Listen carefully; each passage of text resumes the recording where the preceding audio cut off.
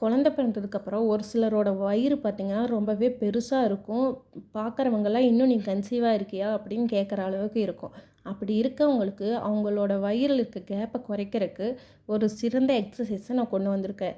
இது வந்துட்டு நீங்கள் கண்டினியூஸாக பண்ண வயிறு சுத்தமாக குறைஞ்சிடும்.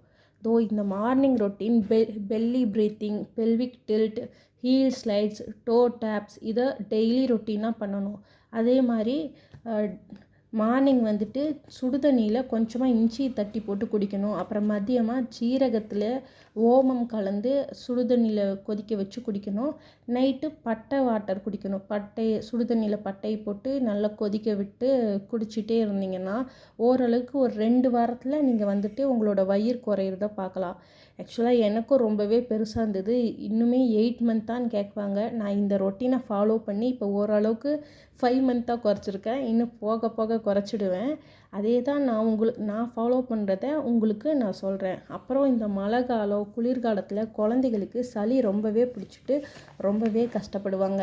அப்போ குழந்தைகளை நம்ம ரொம்பவே வெதுப்பாக வச்சுக்கணும். அப்படி நம்ம என்ன பண்ணணும்னா வீடை முதல்ல ஃபஸ்ட்டு ஜில்னஸ் இல்லாமல் நம்ம முடிஞ்ச அளவுக்கு நம்ம பாதுகாக்கணும். தேங்காய் எண்ணெயில் பச்சை கற்பூரத்தை சூடில் காமிச்சு அந்த புகையை லைட்டாக ஸ்மெல் பண்ண வைக்கலாம்.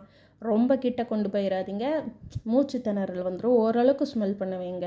அப்புறம் அந்த சூடு வெதுப்பாக இருக்கும்போது அதை நெஞ்சில், முதுகில் நல்லா சூடு பறக்க காதில், பின்காதில் எல்லாம் தேய்ச்சி விட்டிங்கன்னா ஓரளவுக்கு குழந்தைங்க வெதுப்பாக இருப்பாங்க.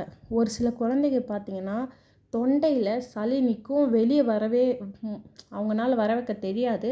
நமக்கோ கையை விட்டு எடுத்துடலாமான்னு தோணும். அதுக்கு அவங்க கோஆப்ரேட்டும் பண்ண மாட்டாங்க. அப்படி இருக்கும்போது காலையில் கொஞ்சமாக வெத்தலைச்சாறு அரைச்சி கொடுத்தீங்கன்னா ஒரு பாலாடை கொடுங்க. 1 வயசுக்குள்ளே குழந்தைங்கன்னா கொஞ்சமாக கொடுங்க. 1 வயசு மேலே குழந்தைங்கன்னா ஓரளவுக்கு ஒரு பாலாடை கொடுக்கலாம். அதை கொடுக்கும்போது என்ன ஆகுதுன்னா அவங்களுக்கு மோஷன் இல்லைன்னா வாமிட்டு அந்த சளி வெளியே வந்துடும். முடிஞ்ச அளவுக்கு குழந்தைகளை வார்மாக வச்சுக்க பாருங்கள். தேங்க்யூ. இந்த வெயிட் லாஸை பற்றி இன்னும் டீட்டெயில்டாக வேணும்னா கமெண்ட் பண்ணுங்கள். நான் வந்துட்டு டீட்டெயில்டாக ஒரு வீடியோ போஸ்ட் பண்ணுறேன். தேங்க்யூ.